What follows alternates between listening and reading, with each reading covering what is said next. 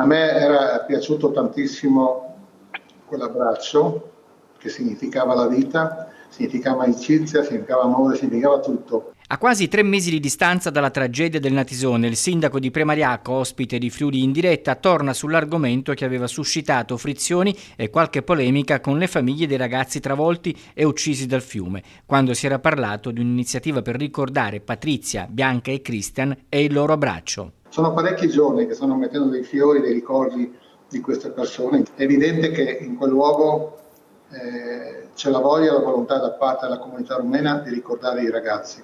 Io, al di là dei ragazzi, volevo ricordare anche quel gesto.